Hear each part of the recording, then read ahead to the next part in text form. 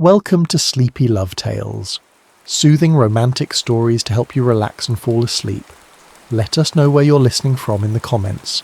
If soft, heartfelt tales help you unwind, be sure to subscribe so you never miss a moment of calm.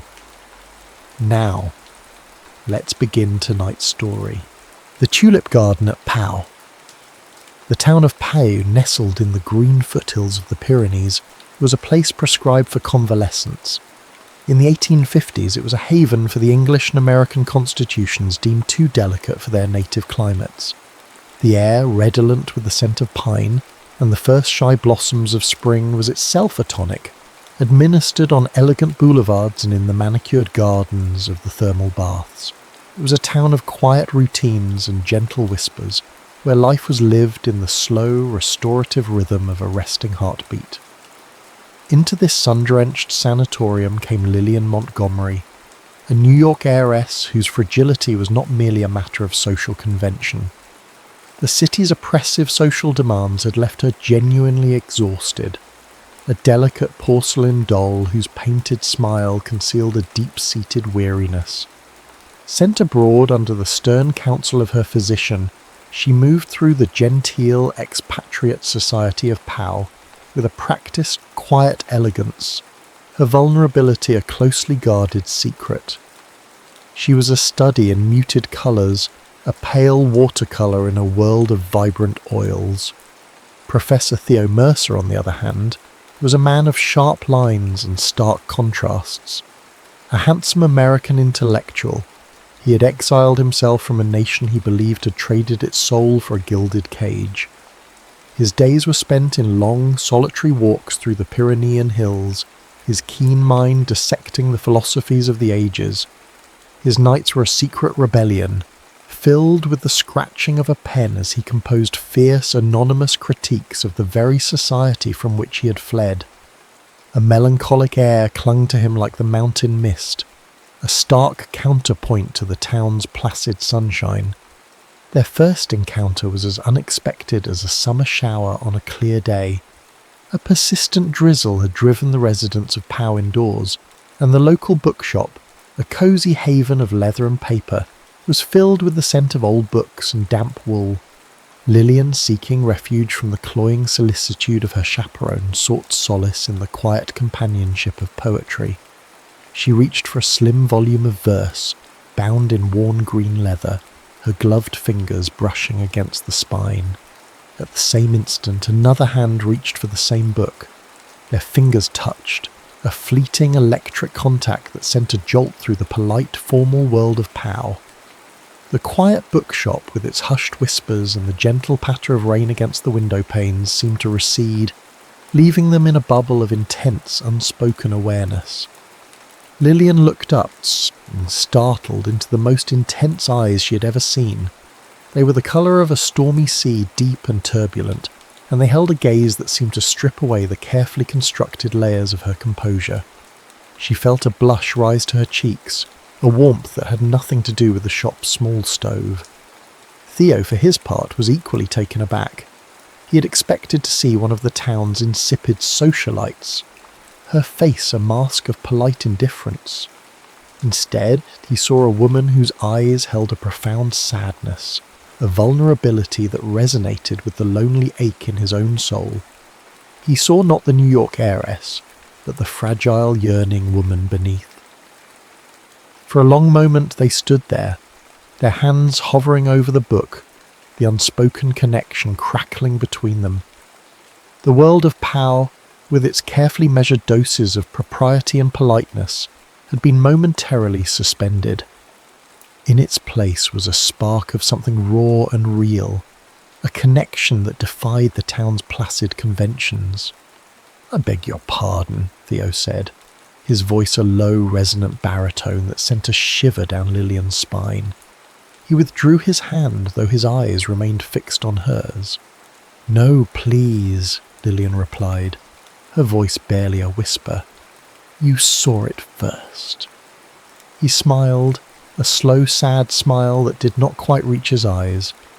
"I think not. The book, I believe, has chosen its rightful owner." He gestured for her to take it. a small act of courtesy that felt laden with meaning. Lillian took the book, her fingers trembling slightly as she clutched the worn leather. She felt a sudden, inexplicable urge to know this man, to understand the source of the melancholy that seemed to surround him like a shroud. The spell was broken by the tinkling of the shop's bell as another customer entered. The world of power, with its polite murmurs and social obligations, rushed back in. Lillian, flustered, gave a small, almost imperceptible nod and turned to the counter to pay for her purchase. As she left the shop, she could feel his eyes on her, a gaze that was both unsettling and strangely thrilling. The encounter lingered in her mind long after she had returned to the suffocating comfort of her rented villa. The touch of his hand, the intensity of his gaze, the quiet sadness in his eyes, they had stirred something in her that had long been dormant. In a town designed for placid recovery, she had found a spark of life, a quiet thrill that promised to disturb the carefully ordered tranquility of her existence. The genteel world of power, with its sun-drenched gardens and scented air, suddenly felt charged with a new and intoxicating longing. The days that followed the encounter in the bookshop took on a new, quiet rhythm. Lillian, seeking both the restorative mountain air and a respite from the polite interrogations of her fellow expatriates, found herself drawn to the public Tulip Garden. It was a place of astonishing, almost defiant colour. Thousands of tulips stood in perfect disciplined rows, scarlet, saffron and deepest violet, their waxy petals a vibrant testament to life in a town preoccupied with fragility and decay. It was here, on a bench set beneath a budding magnolia tree, that she would often rest, the book of poetry lying unopened in her lap. And it was here that Theo Mercer began to find her. He would appear not with the abruptness of an intrusion, but with the quiet grace of a welcome thought. Some days he brought her a small posy of wildflowers he'd gathered on his walks in the hills, their untamed beauty a gentle contrast to the garden's cultivated perfection. On others he carried a warm drink from a nearby cafe, the steam mingling with the cool spring air. They would talk for hours, their conversations a slow, careful unfurling, like the petals of the flowers that surrounded them. The formal constraints of their first meeting gave way to a more genuine exchange. He spoke of philosophy, of the Stoics and the Romantics, and of the profound solace he found in the unyielding logic of the natural world. She in turn found her voice, speaking not of the trivialities of New York society, but of art, of the way a painter could capture the soul of a landscape and of the quiet, persistent pressures of her life back home. The garden became their sanctuary, a world unto itself, where the stilted conventions of Pau could not reach them. In this haven of vibrant colour and quiet understanding, Lillian felt a strength returning to her, a blooming not just in her cheeks but in her spirit. One afternoon, emboldened by the warmth of the sun and the steady kindness in Theo's gaze, she confessed a fear she had never voiced aloud. "I sometimes feel," she began, her voice soft, her eyes fixed on a bed of tulips the colour of a king's robes, "that I am nothing more than an ornament, a piece of porcelain to be kept on a mantelpiece, admired for its delicacy, but never truly used, for fear it might break." She traced the edge of her shawl with a gloved finger. "I am expected to be decorative, agreeable, and above all, frail. What if I wish to be more? What if I wish to be useful?" Theo listened, his expression serious, his usual sharp wit softened by a profound empathy. He did not offer platitudes or easy reassurances. Instead, he met her confession with one of his own. "And I," he said, his voice low and laced with a familiar melancholy, "have fled a country that seems to value only the decorative. America, Miss Montgomery, has become a nation of gilded surfaces, a grand ballroom where the music is so loud no one can hear the hollowness of the conversation. I came here seeking something real, something that has not been polished to a meaningless shine. He paused, his gaze sweeping over the garden before returning to her face. But I confess my search had become bitter. A cynicism was taking root. He omitted the detail of his anonymous scathing essays. Instead, he opened a small leather-bound notebook he often carried. Not the one filled with his fierce social critiques, but another, filled with observations, fragments of poetry and philosophical musings. He began to read to her, his voice a low counterpoint to the distant chatter of the town. He read of the tenacity of the mountain pines, of the fleeting beauty of a sunrise over the Pyrenees, of the eternal questions etched in the stars.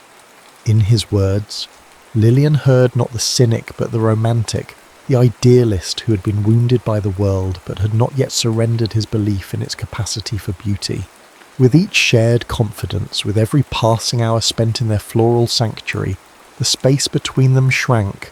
An invisible thread, spun from shared loneliness and mutual admiration, was drawing them ever closer. The air between them grew thick with unspoken things, a palpable tension that was both thrilling and terrifying. Every lingering glance held a question, every accidental brush of their hands as they walked. The gravel path sent a current of warmth through Lillian's veins. It was a delicate dance between the rigid propriety of their era and the raw, undeniable desire that was growing between them, as lush and vibrant as the tulips at their feet. One evening they walked as dusk began to settle over the valley. The vibrant tulips were closing for the night, their colours deepening to jewel tones in the fading light. A cool breeze, carrying the scent of damp earth and the promise of rain, swept down from the mountains. Lillian shivered, pulling her thin shawl tighter around her shoulders. Without a word, Theo stopped, removed his tweed coat and draped it over her. The wool was warm from his body, and it smelled faintly of pipe tobacco, old books and the wild, clean scent of the hills. The gesture was so simple, so protective, yet it felt more intimate than any touch they had yet shared. The heavy coat enveloped her, a tangible symbol of his presence, his strength, his care. She looked up at him, her heart beating a frantic rhythm against her ribs. In the twilight, his face was all stark angles and shadowed planes, his eyes dark pools of an emotion she could not quite name, but felt in the deepest recesses of her soul. The world seemed to fall away, leaving only the two of them suspended in the fragrant dusk. He leaned in slowly, hesitantly, giving her every opportunity to turn away, but she did not move. She could not. She watched as his face drew nearer, her breath catching in her throat. His lips met hers, soft and tentative at first, a question asked in the gentlest of whispers.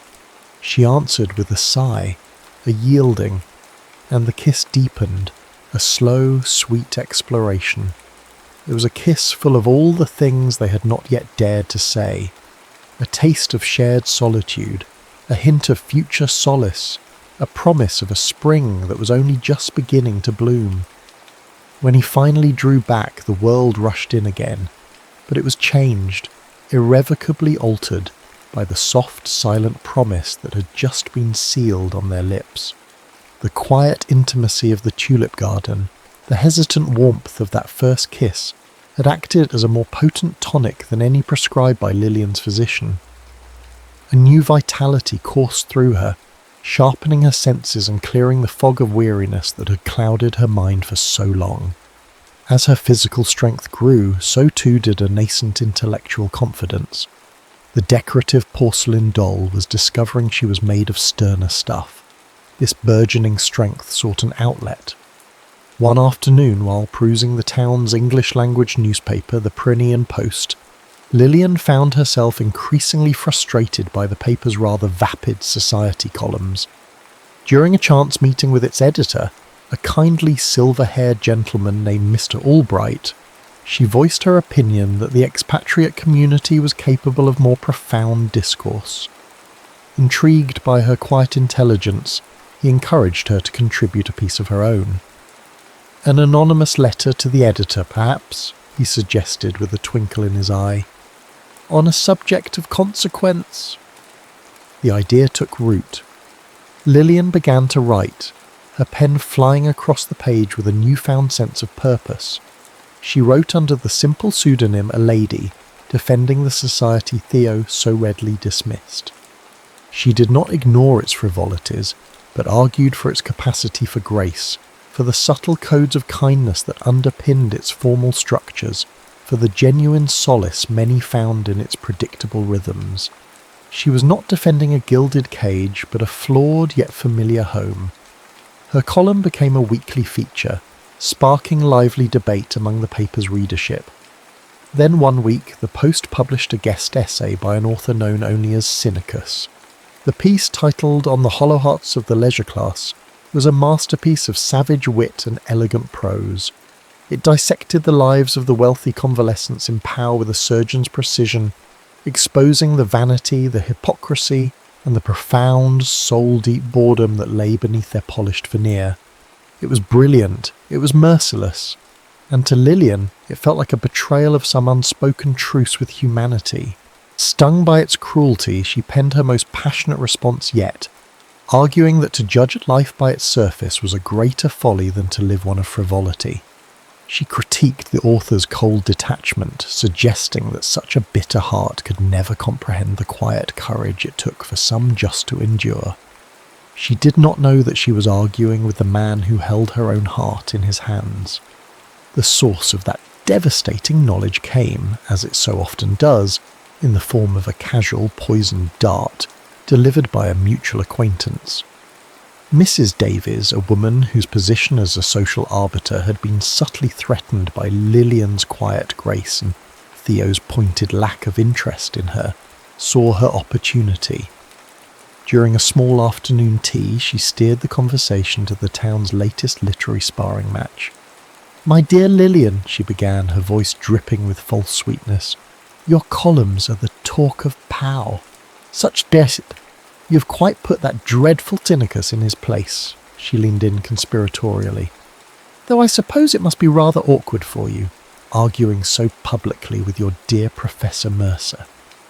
The delicate teacup in Lillian's hand trembled. I don't understand. What has Professor Mercer to do with it?"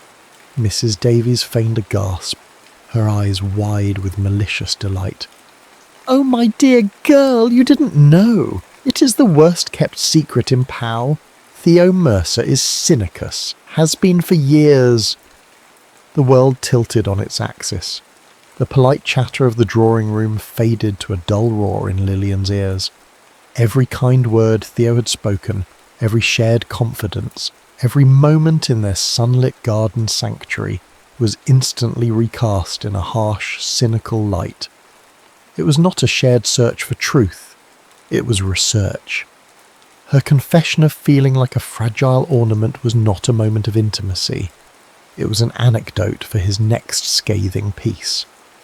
That evening she obtained back issues of the Post. With trembling hands she read his entire body of work. She saw her friends, her family, the very fabric of her life skewered by his sharp, unforgiving prose. She saw herself in his descriptions of the pale, lovely invalids, the heiresses sent to pasture, whose greatest accomplishment was a graceful sigh. The betrayal was so profound it left her breathless, a physical ache in her chest that was far worse than any of her previous ailments. The next day she found him in the Tulip Garden. The vibrant colours that had once brought her such joy now seemed garish and mocking. He rose to greet her, his face lit with the familiar slow smile that had once made her heart ache with happiness. Now it only tightened the knot of ice in her stomach. She did not meet his greeting. "I have been reading your work, Professor," she said, her voice devoid of all warmth, as brittle as a frozen leaf. "All of it." Confusion clouded his features. "My work?" "Your true work," she clarified, her gaze as cold and sharp as a shard of glass. "The collected thoughts of Cynicus. They're quite brilliant, and quite cruel." Understanding and a deep wounded shame dawned in his eyes. "Lillian, it is not what you think." "Isn't it?" she asked, a single desolate tear tracing a path down her cheek. "Did you not listen to my fears, my confessions, and see them as mere material for your next essay? Was our time together nothing more than an anthropological study of the species you so despise?" "No, of course not. You changed everything." "Did I?" Her voice was barely a whisper. "Or did I simply provide you with a more detailed portrait to dissect?" Wounded by her accusation, trapped by his own pride and the undeniable truth of his deception, he could not find the words to defend himself. His hesitation was his condemnation. Every protest he began sounded hollow and false, even to his own ears. He had hidden a fundamental part of himself from her, and in the face of her glacial disappointment he had no defence. Seeing the truth of her accusation in his stricken silence, Lillian turned and walked away. She did not run. She retreated with the same quiet, practised elegance with which she had arrived in Pau, pulling the cloak of her old fragility around her like a shroud. Theo stood alone among the riot of tulips, the vibrant colour of their brief, beautiful spring, draining away into a landscape of grey misunderstanding and bitter regret. The sanctuary had become a wasteland, and he was left with nothing but the echo of her accusation and the hollow weight of his own celebrated, cynical heart. The days that followed their schism were a study in grey misery. A fragile truce of stagnance fell over Pau, the space between Lillian and Theo, a chasm of unspoken regret. They moved through the town's polite society like ghosts at a feast, their gazes sliding past one another, the memory of their shared warmth a tormenting fire just beneath the surface of their cool composure. Theo retreated deeper into his bitter cynicism, his walks in the hills growing longer, his nights darker. Lillian in turn felt the familiar weight of her old fragility settle upon her, her newfound strength seeming like a fleeting dream. The breaking point came, as such things often do, in the most public of settings. A string quartet had been engaged to perform at the town's small concert hall, a stuffy, gilded room where the expatriate community gathered to display its finest attire and most placid expressions. Lillian sat beside her chaperone, her face a pale mask, the soaring notes of the music a meaningless drone in her ears. Across the crowded room she saw him. Theo stood near the back, half hidden in the shadows, but she could see his face clearly. It was a mask of pure anguish, his eyes fixed on her with a desperate, hungry longing that mirrored the ache in her own soul. The sight of his pain, so naked and raw, shattered her carefully constructed walls. The air in the room became thick, unbreathable. She felt a sudden, overwhelming need to flee, to escape the suffocating propriety, the polite smiles, the crushing weight of all that was unsaid. Murmuring an excuse, she rose and slipped out of the hall, her heart hammering against her ribs. She did not know where her feet were taking her, only that she needed air, space, darkness.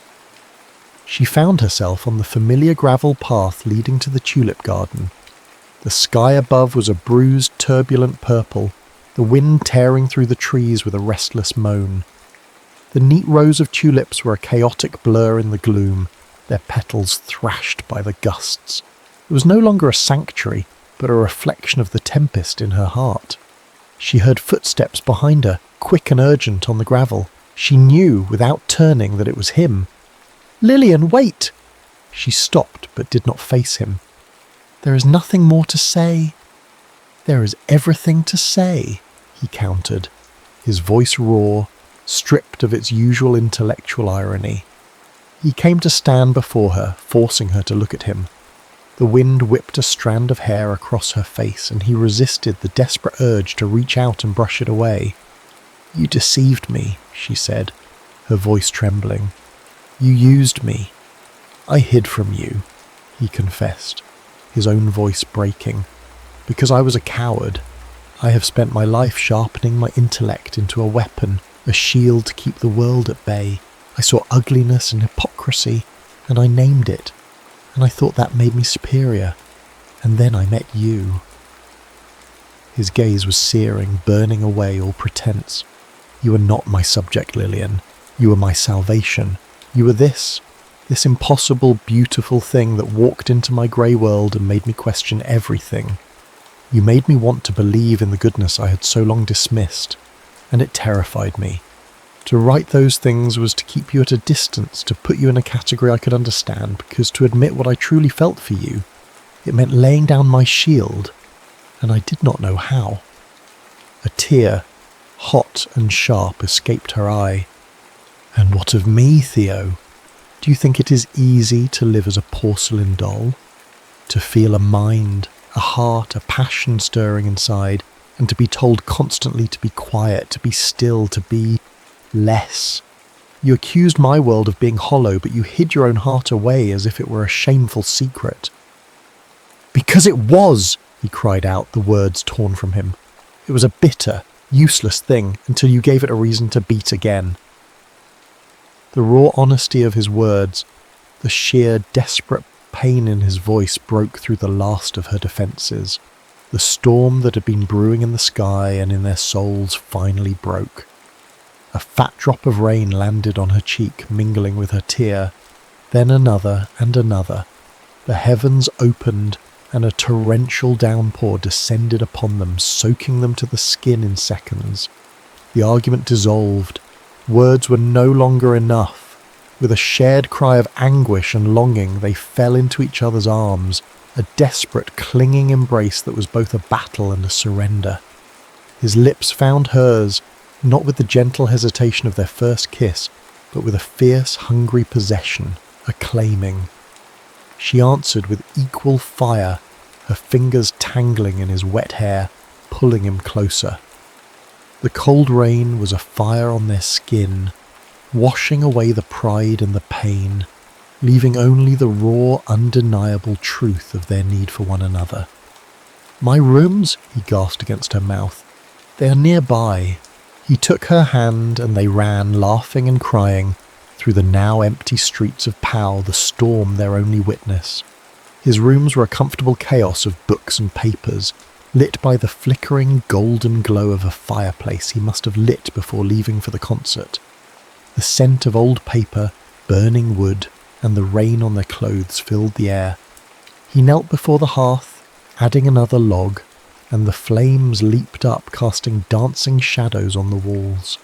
When he turned back to her, she stood shivering, her drenched dress clinging to her form, a puddle forming at her feet. All the fire of their argument had given way to a profound trembling, vulnerability. He came to her, his movements slow, reverent. His hands went to the tiny buttons at the back of her dress, his fingers clumsy with cold and desire. He did not speak. There was no need. Every touch was a question, an apology, a confession. The wet silk slid from her shoulders, pooling at her waist. The firelight kissed her skin, turning it to warm ivory. He traced the line of her collarbone with his lips, a soft, worshipful touch that sent a shudder through her entire being. This was not the sharp, cynical mind of Cynicus. This was the tender, wounded heart of the man who had read her poetry in a sunlit garden. She leaned into him, her hands exploring the hard planes of his back through his damp shirt, feeling the frantic beat of his heart against her own. He lifted her into his arms and carried her to the simple bed in the corner of the room, laying her down upon the worn quilt. In the flickering firelight they shed the last of their sodden clothes, the last of their defences. There was no artifice left between them, no wit, no shield, only the truth of their bodies, the truth of their longing. His touch was a form of worship, a slow, deliberate exploration that sought to learn every secret of her skin. He kissed the hollow of her throat, the curve of her hip, the delicate arch of her foot. It was a physical language, eloquent and profound, healing the wounds their words had inflicted, and she in turn discovered a boldness she never knew she possessed. She met his touch with her own, her hands mapping the unfamiliar territory of his body, learning the strength in his shoulders, the crispness of his hair, the faint, clean scent of his skin. When he finally entered her, it was with a gentleness that belied the fire in his eyes. It was a union not of conquest, but of mutual surrender. A slow, deep rhythm began between them, a dance as old as time, yet utterly new. It was a physical manifestation of their emotional reckoning, a joining of two souls who had seen the world from opposing sides and now found their common ground in the shared space of a bed. In the crucible of their passion, their separate identities, the fragile heiress, the bitter intellectual, were burned away, leaving only a man and a woman, vulnerable and whole. Afterward, they lay tangled in each other's arms, the firelight painting their bodies in hues of gold and rose. The sound of the rain against the window pane a gentle counterpoint to their soft breathing. A profound peace had settled over them. In their shared intimacy they had found a new, more complex truth. Lillian realised that love did not require a blindness to the world's flaws, only a heart brave enough to face them. And Theo understood, with a clarity that humbled him, that his sharp, critical mind was a barren thing, without the vulnerability of a heart to guide it toward empathy, toward grace, toward her. Lillian awoke to the soft grey light of dawn filtering through the tall windows of Theo's rooms. The storm had passed. The only sound was the gentle dripping of water from the eaves and the quiet, steady rhythm of his breathing beside her. She lay still, wrapped in the warmth of his arms, and watched him sleep. In repose, his face had lost its sharp intellectual armour. The lines of cynicism around his eyes and mouth had softened, revealing the vulnerable idealist she'd first glimpsed in his private notebooks. This, she knew, was the real Theo Mercer. A profound sense of peace, as calm and clear as the rain-washed sky, settled over her.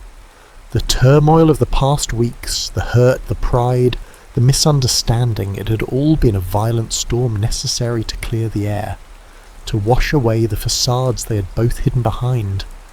In its aftermath, everything felt new, tender, and intensely real. When he stirred and his eyes opened, they were clear and filled with a love so deep it took her breath away. He said nothing, only raised a hand to gently trace the curve of her cheek, his touch a silent question, a reaffirmation of the truth they had found in the night. She leaned into his palm, her answer a soft, contented sigh. The porcelain doll was no more. In her place was a woman, whole and beloved. Later, as they sat before the embers of the fire, wrapped in blankets and sipping hot tea, they spoke of the future.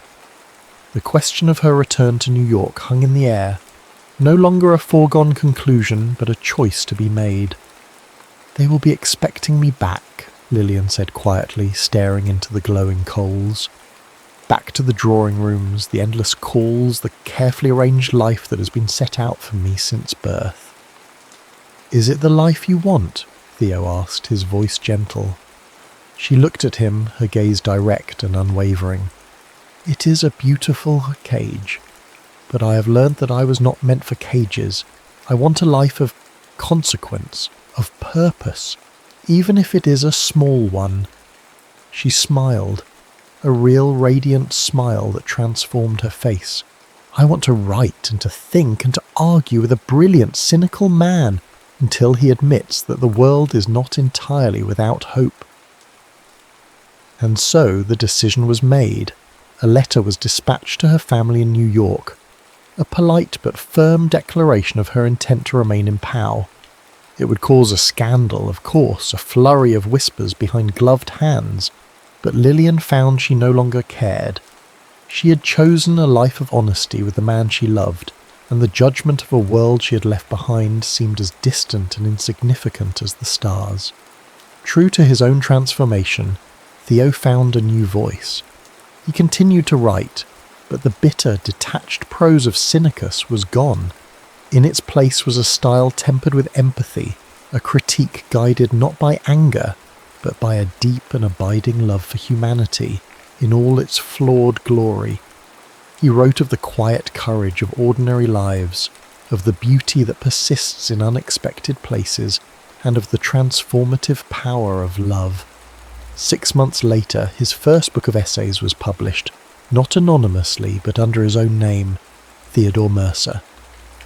The dedication page contained only 5 words: "For Lillian, my entire garden, the seasons turned. The heat of summer gave way to the crisp, golden light of autumn." One cool afternoon, they returned to the public garden that had been the backdrop to their courtship, their conflict, and their reunion. The vibrant tulips of the spring were long gone, the beds now turned over, the rich dark earth awaiting the promise of the next year. In their hands they carried a small burlap sack filled with tulip bulbs. They found a small unclaimed patch of earth near the bench where they had first talked for hours. Together they knelt in the dirt, their hands side by side as they pressed the firm onion-like bulbs into the soil. It was a quiet domestic ritual, a shared act of faith in the future. The air was crisp and clean, filled with the scent of wood smoke and decaying leaves, the promise of a peaceful winter and a vibrant spring to come. As Lillian gently covered the last bulb with soil, Theo took her hand, his fingers tracing the lines of her palm, now smudged with dirt. He raised it to his lips and kissed it softly. "You were never just my muse, Lillian," he said, his voice a low murmur that was for her alone. "You were the entire garden."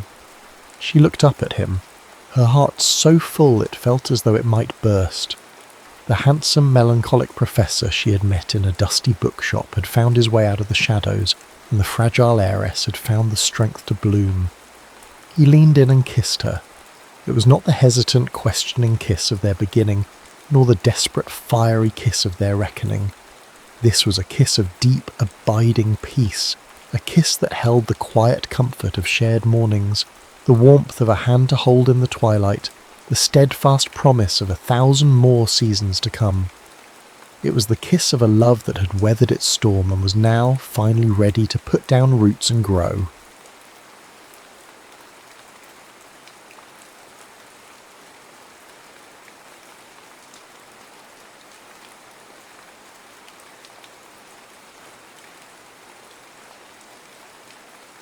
The breaking of the yoke.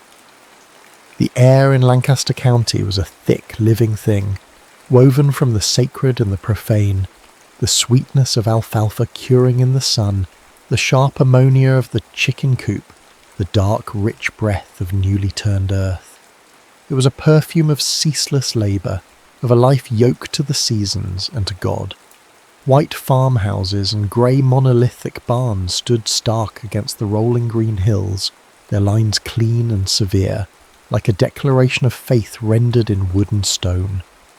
On the roads, the clip-clop of a horse's shod hooves and the whisper of buggy wheels on asphalt were the prevailing rhythm, a steady, unhurried heartbeat against the distant hum of the English world. Beneath this pastoral serenity, however, lay the ordnung, the unwritten, unbreakable rules of the community. It was a silent, intricate latticework that governed every glance, every word, every choice from the cradle to the grave. It dictated the precise width of a hat brim, the sanctioned colour of a dress, and the proper distance a man and woman must keep between them in the public eye. For most it was a comfort, a bulwark against the chaos of the modern world. For Anna Lapp, it was a cage.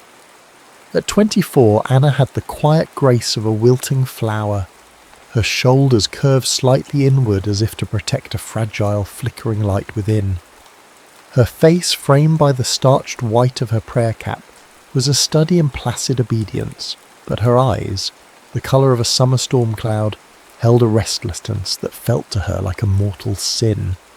Her hands, though, were her true confession. Calloused and work-worn from gardening, canning and cleaning, they were also the instruments of her secret rebellion. In the quiet hours after her daughter was asleep and the house was still, they moved with a life of their own, stitching together quilts of astonishing, forbidden vibrancy. Scraps of crimson, sapphire and emerald salvaged from English fabric stores and hidden away like treasure bloomed under her needle into complex patterns that spoke of a world she had only ever imagined. They were prayers her lips dared not utter. Her life was a landscape of muted greys. Estranged from her husband Eli, a man whose piety had curdled into a bitter resentment she could not comprehend, she lived in a small gross-dardy house on her parents' farm. Her days were for her 4-year-old daughter Sarah, a bright, curious child who had not yet learned the weight of silence. But her nights were haunted by the deep-seated fear that her unquiet heart, her yearning for a beauty her world deemed prideful, was a spiritual failing that would not only condemn her own soul, but cast a shadow over her innocent daughters as well. The spark arrived with the sound of hammers. Daniel Miller had been hired to repair the roof of the Stoltzfus barn which neighboured her parents' property. He was English, an outsider, and his presence was a quiet disruption.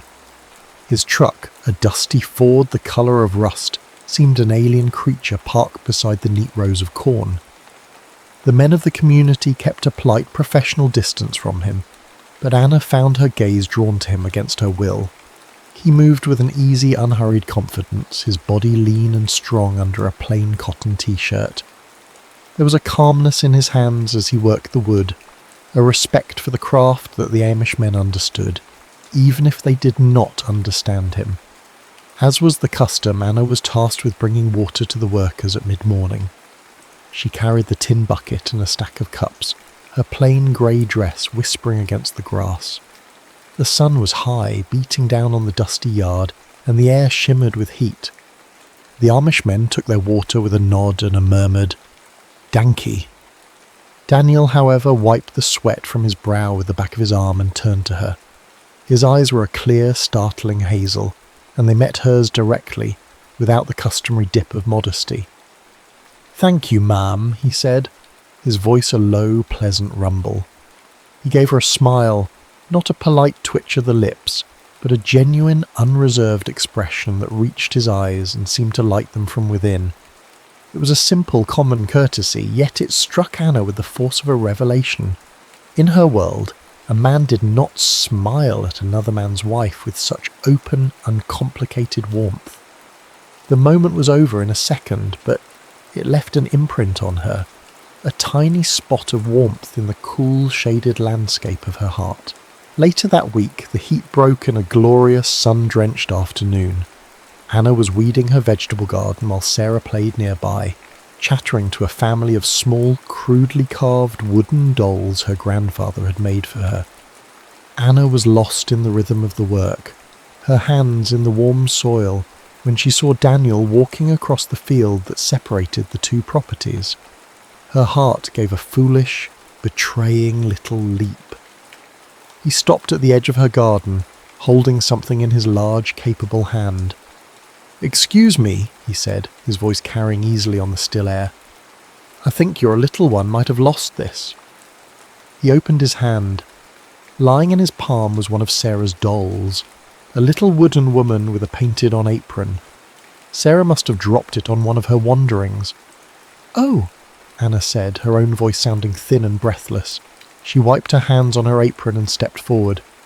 "Sarah, look what the man has found." Sarah ran to him, her bare feet dusty. "My mam!" she cried, reaching for the doll. Daniel crouched down to her level, his knees cracking softly. "There you go," he said, placing the doll gently into Sarah's eager hands. Then he looked up at Anna, his gaze travelling from her face to her hands, which she quickly hid in the folds of her apron. He saw the flash of panic in her eyes, the instinct to conceal. He had seen the way she moved, the way she held herself apart, and a quiet ache of loneliness in him recognised its counterpart in her. The community was a fortress, and he admired its strength, but he was beginning to see the prisoners it kept.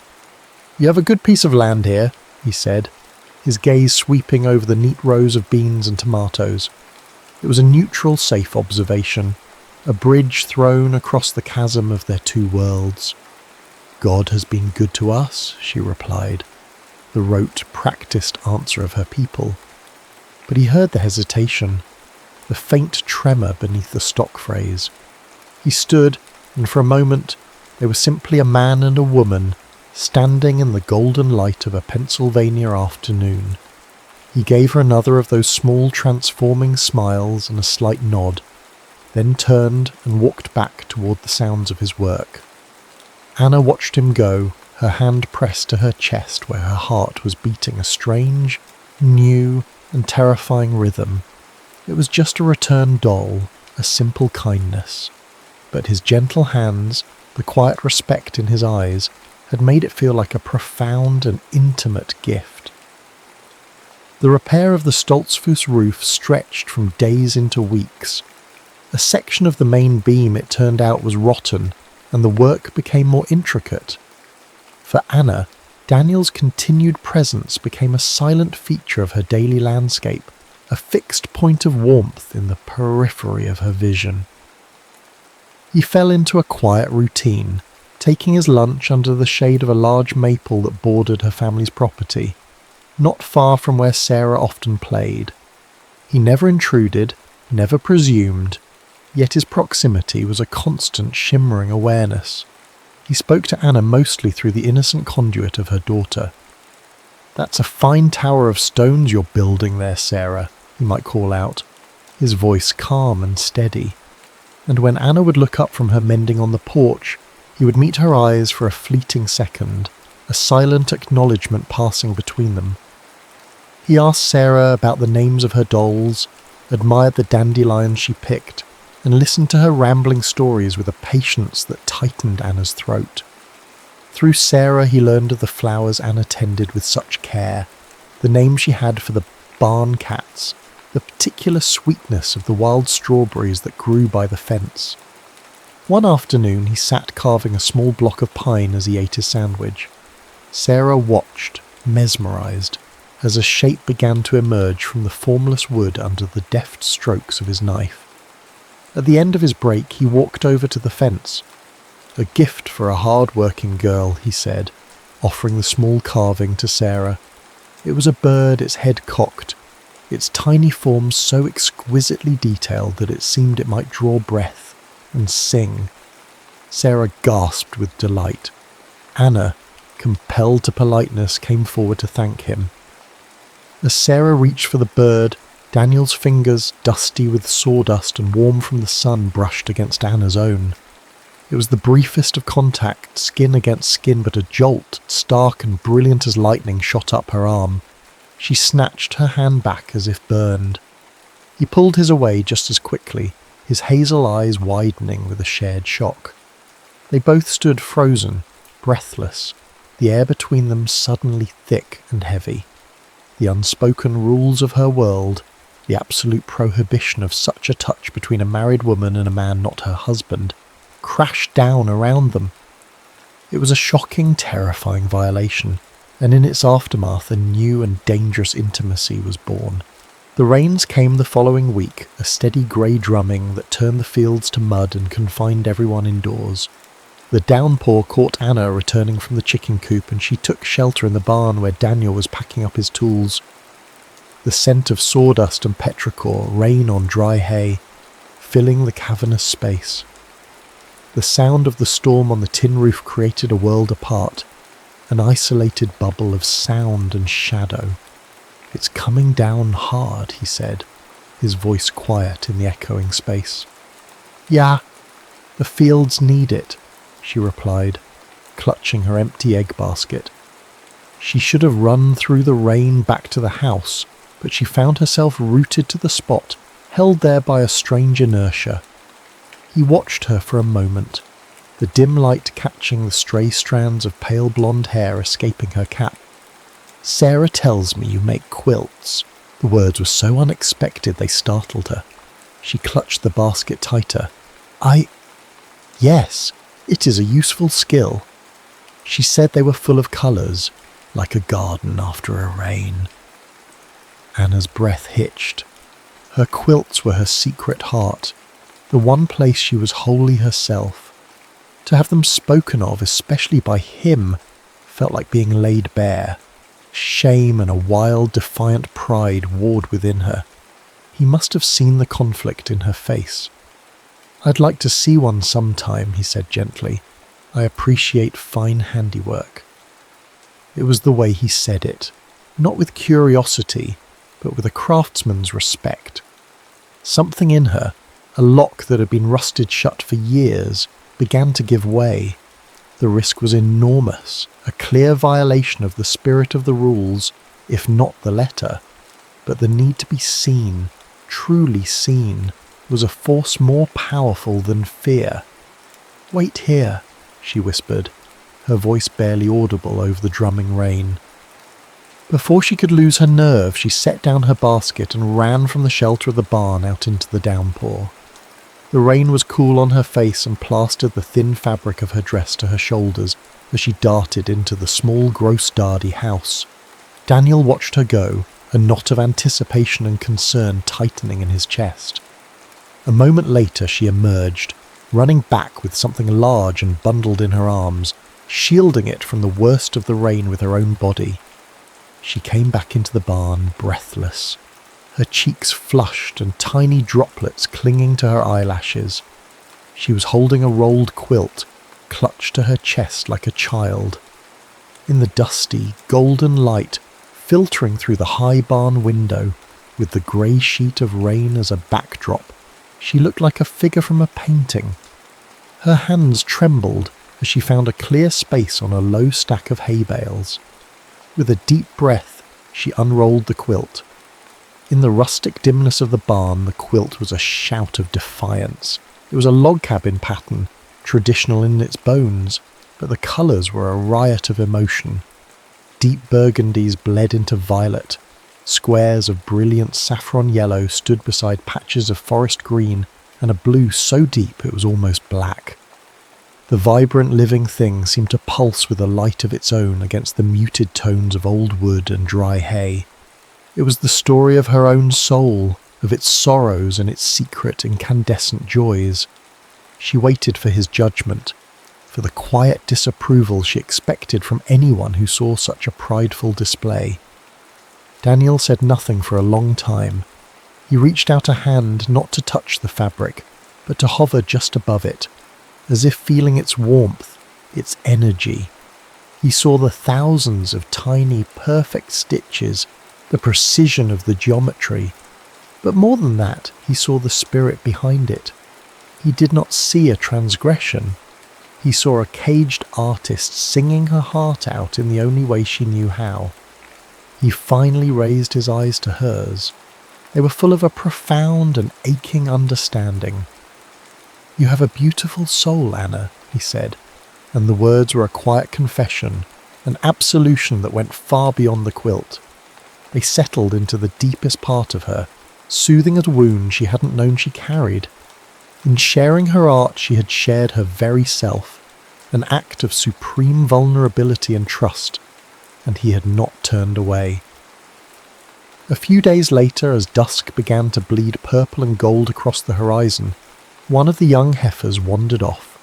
Anna went in search of her, following the path that wound between the tall rows of corn. The air was alive with the thrum of crickets and tree frogs, a symphony for the dying of the light. She found the heifer grazing peacefully by a small creek and was turning to lead her back when she saw Daniel walking toward her on the same path. He had been finishing a final repair, and they met in the narrow lane between the fields, isolated from the world by walls of rustling green stalks. The heifer ambled past them, heading for home. Neither Anna nor Daniel moved. The air was charged, heavy with everything they had not said, everything they could not do. Words seemed clumsy, inadequate things. He took a half-step closer, his face shadowed in the twilight. He lifted a hand slowly, as if giving her every chance to retreat. She stood still, her heart a frantic drum against her ribs. He touched her cheek. His thumb, slightly rough from his work, stroked the soft skin just below her eye. The touch was exquisitely gentle, a question and a statement all in one. It was an act of reverence. Her eyes fluttered closed. She could feel his breath, warm and near, the desire for a kiss, a real kiss. was a tangible thing between them, a presence as real and potent as the coming night. It hung there in the space of a single breath, a universe of possibility and damnation. He held the touch for a beat longer, then let his hand fall away.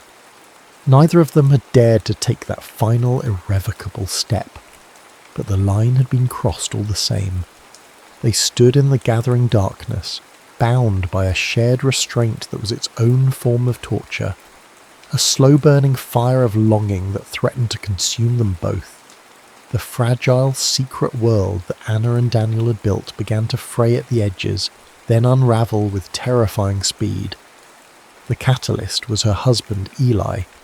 He'd been spending most of his time working on a farm in a neighbouring county, his absences a source of quiet relief for Anna. But now he began to return more frequently, his presence casting a pall over the small house. He was a man hollowed out by a faith that had become a cudgel, his eyes holding a zealot's cold fire. And that fire was now fixed on his wife. He saw things. A glance held a second too long across a field, the way Anna's hand stilled in her lap when Daniel's truck rumbled past on the road. He saw the small carved bird that Sarah now treasured, and his face tightened into a mask of suspicion. He did not need proof. For a man like Eli, the feeling of a thing was the same as the fact of it. He began to speak, his words dropping like poison into the community's well of gossip. He spoke not of adultery, that was a charge too great to make without witnesses, but of a spirit of worldliness, of a wife's unseemly fascination with an outsider. The poison spread. Anna felt it in the way the other women's conversations would cease when she approached at the market. She saw it in the cool assessing stares of the men, in the sudden formality of her own parents, who loved her, but loved the order of their world more. The judgment was a physical weight, pressing the air from her lungs. One evening, Bishop Stoltzfus himself appeared at her door. He was a kind man, his face a road map of gentle wrinkles, but he was also the shepherd of his flock, and his first duty was to the whole, not the individual sheep. He sat at her kitchen table, his large hands resting on the wood, and spoke to her in the soft, sorrowful tones of Pennsylvania Dutch. "Anna," he began, "there is talk. Your husband is concerned. This Englishman, the carpenter, it is not proper for you to be seen in his company."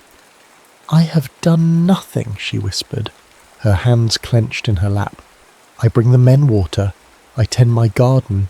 That is all. Your testimony, child, is what matters. It must be beyond reproach. For your sake, and for the sake of your daughter, you must guard your heart against temptation. You will stay away from him. This is not a request."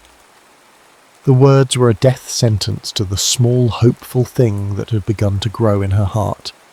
She was trapped between the suffocating shame her faith had instilled in her since birth, and the profound, life-altering feeling of being truly seen and loved by Daniel.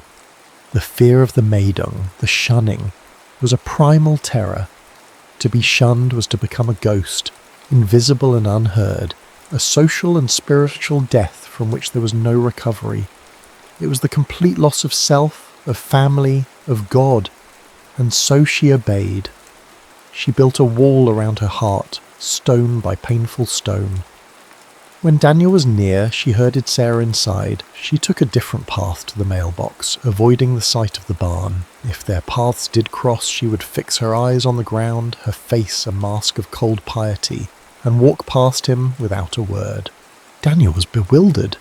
He had no knowledge of the bishop's warning, no understanding of the insidious web of rumour tightening around her. All he knew was that the woman whose soul he had glimpsed, whose succulent strength had captivated him, had vanished. The open, vulnerable person he'd connected with was replaced by this cold, distant stranger. He felt the rejection like a physical blow. He replayed their moments together, searching for his misstep. Had he been too forward? Had his admiration for her art somehow shamed her? He concluded, with a deep and hollow ache, that he had misread everything. He, The outsider had blundered into a world whose rules he did not understand, and in his clumsiness had caused her nothing but pain. His loneliness, which had briefly receded, returned with a vengeance colder and more desolate than before. The following Sunday was the emotional low point of Anna's life. The rumours, fuelled by Eli's righteousness and her own forced distance from Daniel, had reached a fever pitch. Before the service began, the bishop spoke quietly to her. It was not a formal shunning, not yet. It was a warning, a public chastisement. He directed her to sit on a separate bench at the side of the room, away from the other families. Every eye in the meeting house was on her. As she walked to her place of shame, she could feel their judgment, a mixture of pity, condemnation, and a grim satisfaction that the ordning was being upheld. She sat with her back ramrod straight, her gaze fixed on the plain, unadorned wall, but she saw nothing. Her entire world, the only life she had ever known, had become a prison of cold, silent faces. Through the open window she heard the sound of an engine on the road. It was Daniel's truck. She watched it pass, a phantom from a life she could never have, a world of freedom she could not reach. He was leaving, his work on the barn now finished. He was driving away, believing she had rejected him, while she sat here, isolated and utterly, completely heartbroken, trapped by the weight of centuries of tradition that was pressing down, threatening to crush her fragile soul. The barn raising was meant to be a testament to the community's strength, a joyful ritual of unity where many hands made light work of a monumental task. For Anna, it was the stage for her immolation. The new barn on the Yoda farm stood as a massive wooden skeleton against the brilliant blue sky, and the air buzzed with the rhythmic pounding of hammers, the shouts of men, and the cheerful chatter of women laying out a feast on long trestle tables. Anna moved through the throng like a ghost, performing her duties with numb efficiency, her public shaming from the week before a fresh wound that left her feeling raw and exposed. Daniel was there, a fact that both thrilled and terrified her. His contract had been extended to deliver a final load of custom-milled lumber. He kept his distance, his face etched with a pained confusion that mirrored her own despair. Their eyes met once across the bustling yard, a fleeting, desperate connection that felt like a final goodbye. Eli chose his moment with a predator's instinct. As the families began to gather for the midday meal, he strode into the centre of the clearing, his face pale with a furious piety.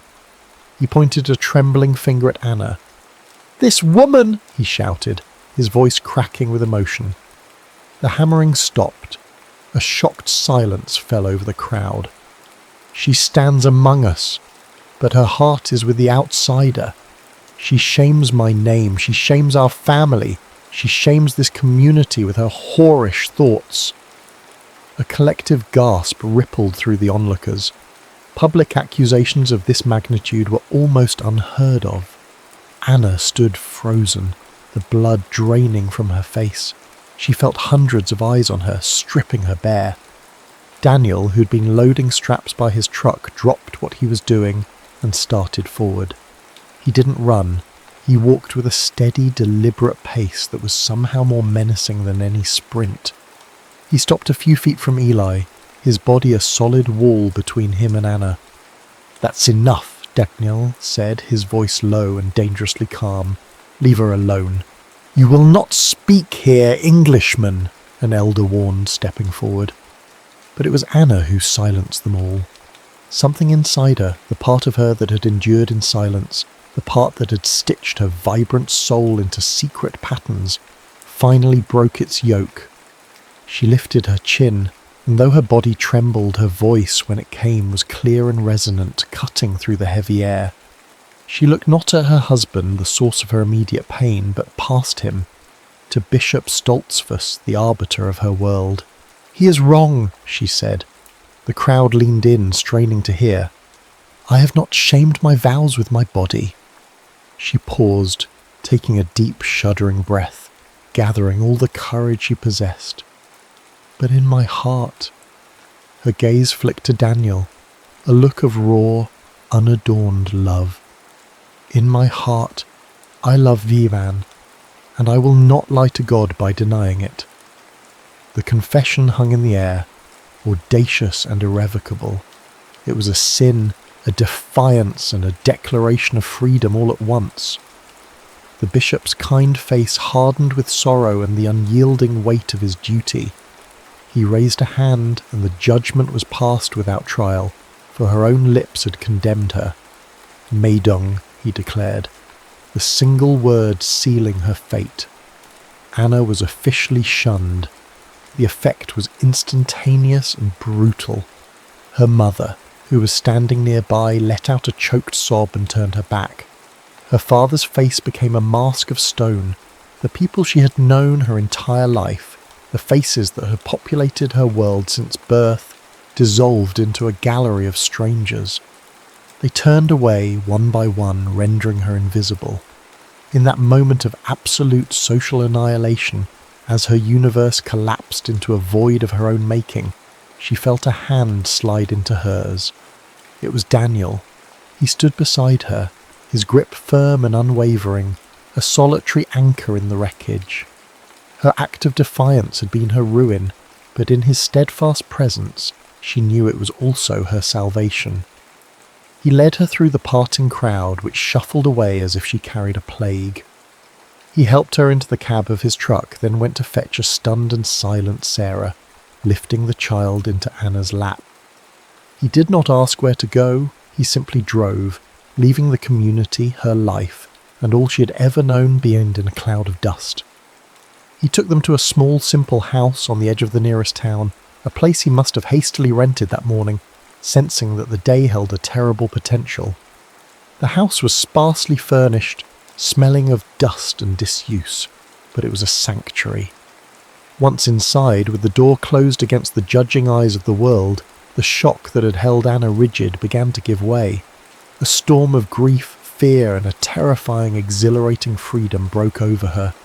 She began to sob, great wrenching sounds that came from the very core of her being.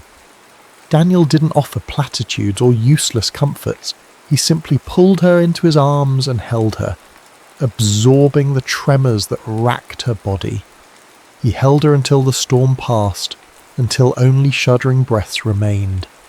Sarah, frightened by her mother's grief, had curled up on a worn armchair in the main room and fallen into an exhausted sleep. Gently, Daniel lifted the child into his arms. He carried her into the house's other small bedroom, laid her on the narrow bed, and pulled a thin blanket over her before quietly closing the door, granting them a space of their own. When he returned, Anna was standing by the window, looking out but seeing nothing. He went to her and tilted her chin up, his thumbs gently wiping the fresh tears from her cheeks. Her face was swollen, her cap askew, but he looked at her as if she were the most beautiful thing he'd ever seen. The air in the room was thick with unspoken emotion, with the sheer magnitude of her sacrifice.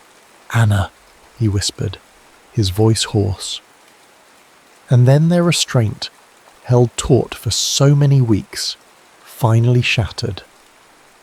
Their first kiss was not gentle. It was a desperate, hungry collision of fear and relief, of gratitude and pent-up passion. It was the taste of salt tears and the scent of sawdust, a raw and honest claiming. His hands moved from her face to her back, pulling her flush against him, and she clung to him, her fingers digging into the fabric of his shirt as if she might fall if she let go. He lifted her into his arms and carried her into their bedroom. The late afternoon sun cast long shadows across a simple iron-framed bed. He laid her down gently, and for a moment they simply looked at each other, their chests rising and falling in unison. This was the precipice, the final irreversible step. In the eyes of her people, this was the mortal sin. But as he began to unlace the back of her plain dress, his fingers sure and reverent, she knew it was not a sin, it was a sacrament of their own making. The layers of her prescribed identity fell away with her clothes. The austere dress, the apron, the cap that had bound her hair. He undressed her slowly, as if unwrapping a priceless gift. His gaze a worship. When she lay before him in the shadowed light, vulnerable and pale, a new kind of fear flickered in her eyes. It was the fear not of damnation, but of the unknown territory of her own body, a body she had only ever known in the context of duty and shame. He seemed to understand. He did not take her then. Instead, he explored her with a tenderness that was its own kind of consummation. His mouth traced a line from her collarbone to the soft swell of her belly, his hands mapping the curve of her hip, the line of her thigh. It was a slow, sacred discovery, a wordless communication that spoke of reverence, of adoration. He was not just taking a body, he was embracing a soul. He was showing her that this, the heat of skin, the gasp of pleasure, the arch of her back, was not separate from the spirit he so admired, but an extension of it. It was the body's truth, as pure and honest as the confession she had made hours before. When they finally came together, it was a union that transcended the physical. It was a fierce, molten joining of two solitudes, a sealing of their bond against the world that had cast her out. For Anna, it was a revelation, a breaking and a remaking. In his arms, in the raw, vulnerable and deeply emotional honesty of their lovemaking, she discovered that her body was not a source of shame, but a vessel of profound connection. She had lost her world, but in this small, sun-striped room, she had finally truly found her soul. And Daniel, witnessing the terrifying cost of her love, knew with absolute certainty that his purpose was no longer just to build barns, but to spend the rest of his life building a world worthy of her. The first few months were a quiet crucible. Anna, Daniel and Sarah forged a new life in the small rented house that stood at the intersection of two worlds. Behind them lay the rolling hills and silent judgment of the community she had lost. Before them, the open road and an uncertain future. Anna's nights were often tormented by nightmares, visions of hellfire and damnation spun from the stern sermons of her youth. She would wake up gasping, her heart pounding with a deeply ingrained terror, the bishop's pronouncement of Mei Dung echoing in the darkness. In those moments Daniel would simply hold her, his solid, warm presence a bulwark against the phantoms. He would murmur to her, not dismissing her fears, but anchoring her in the present. "I'm here, Anna. You're safe. We're safe." His unwavering love was a slow, potent medicine, gradually healing the wounds that faith had inflicted. And in the daylight, there was Sarah. The child, freed from the strictures of the ordinal, blossomed with a vibrant, noisy joy. Her laughter was a constant, bright thread in the fabric of their new life, a powerful antidote to Anna's lingering sorrow. Slowly, Anna began to heal. The turning point came one afternoon when Daniel returned from the salvage yard with a gift, an old, treadle-powered sewing machine. It was rusted and worn, but its iron bones were good. He spent a week taking it apart, cleaning and oiling every piece until it ran with a smooth, quiet hum. He set it up for her in a corner of the living room. For days she only looked at it. Her needles and thimbles, her hidden scraps of fabric felt like relics from another life, artifacts of a secret self she was no longer sure she knew. Then one morning, watching Sarah draw a picture with a box of new brilliantly coloured crayons, Anna felt a familiar stirring in her hands. She sat down at the machine, took a deep breath and began to sew.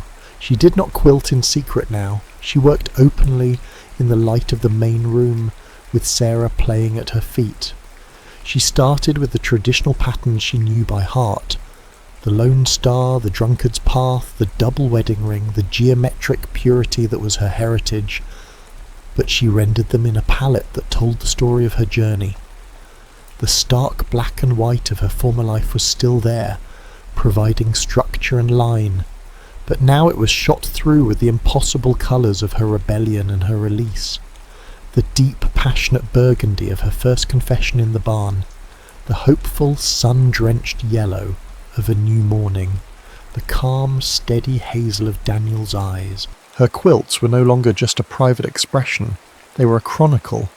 A local artisan shop owner, a woman with a keen eye for authentic craft, saw one airing on Anna's clothesline and stopped her car. She was captivated by the raw emotional power of the work, the way it blended the austere beauty of Amish design with a fiercely personal modern story. She offered to sell them on consignment. To Anna's astonishment, they sold almost immediately. Her freedom quilts, as the shop owner called them, provided a small but steady income, and more importantly, a powerful sense of a new identity. She was not just a shunned woman, not just Daniel's wife or Sarah's mother. She was an artist. One cool evening in late autumn, as the sun set in a blaze of orange and violet, Daniel took her hand. "I have something to show you," he said, a quiet excitement in his voice. He led her out the back door to the small, dilapidated shed that stood at the edge of the property. He had spent the last several weeks working out here in his spare hours. When he opened the door, Anna gasped. The interior had been completely transformed. The dirt floor was gone, replaced by smooth, polished wood. The walls were clean and white, and shelves had been built to hold her fabrics and threads. In the centre of the room sat her sewing machine and a large cutting table. He had installed perfect clear lighting, but the most breathtaking feature was the window. Where there had once been only rough windowless planks, he had cut a wide horizontal opening that looked out not on a restrictive community or a neighbour's barn, but on the open road and the vast, endless sky of the setting sun. He had built her a room of her own. "A place for your soul to speak," he said softly, his arms coming around her from behind, his chin resting on her shoulder. Tears streamed down Anna's face. But these were not the tears of grief or fear that had haunted her for so long. They were tears of profound, overwhelming gratitude. She turned in his arms, her hands coming up to cup his face, her gaze locking with his. In his eyes, she saw her home. She saw her peace. She saw her future. Redemption, she finally understood, was not about returning to the fold that had cast her out. It was about having the courage to build a new home, stitch by painful, beautiful stitch, in the steadfast, loving heart of another. She leaned in and kissed him, a kiss not of desperate passion, but of deep and abiding peace, a seal on the new world they had made together.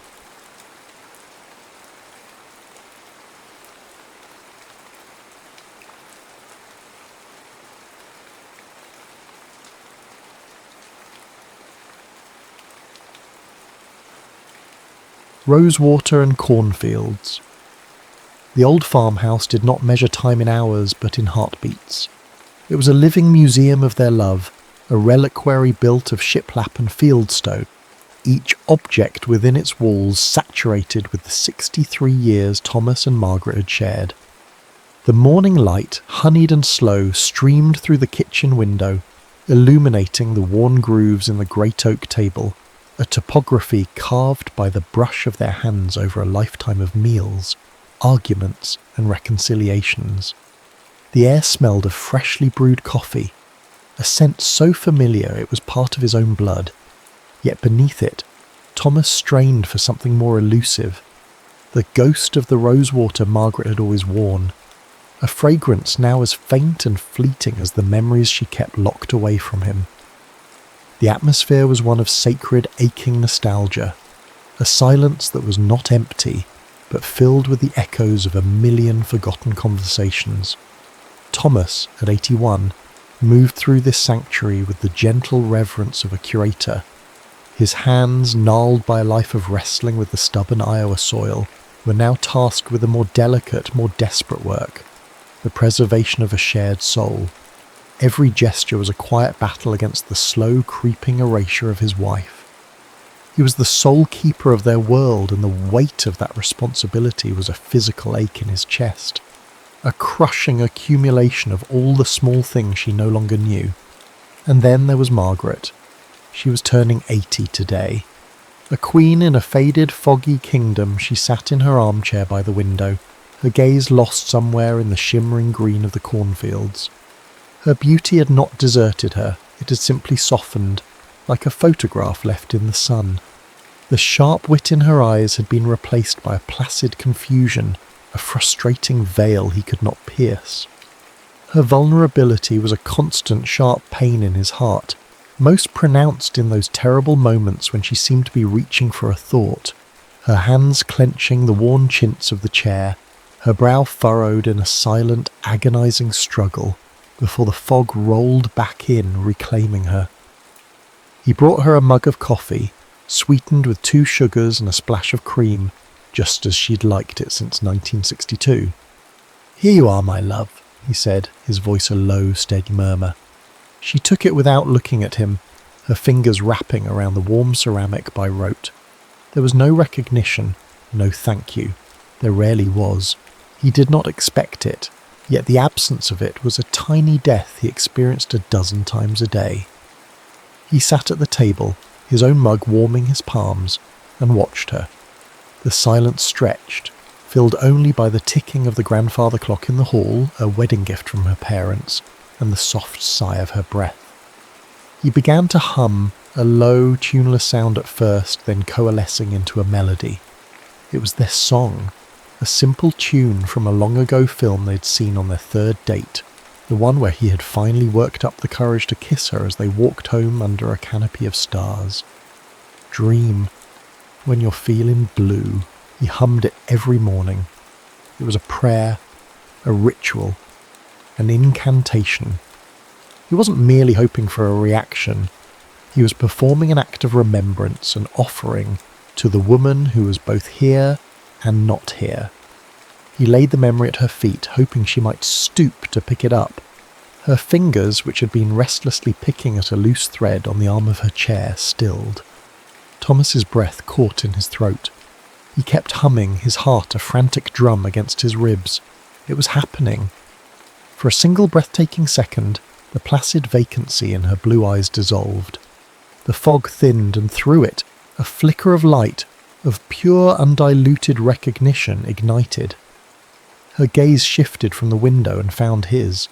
She saw him. It was a look he had not truly received in years, a look that spoke of shared secrets and private jokes, of winter nights by the fire and summer days in the fields. It was the look of his Maggie.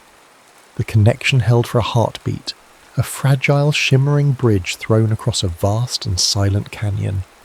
In that instant, he was not a caretaker, and she was not a patient. They were Tom and Maggie, young and invincible, the scent of rosewater and hayfields clinging to them.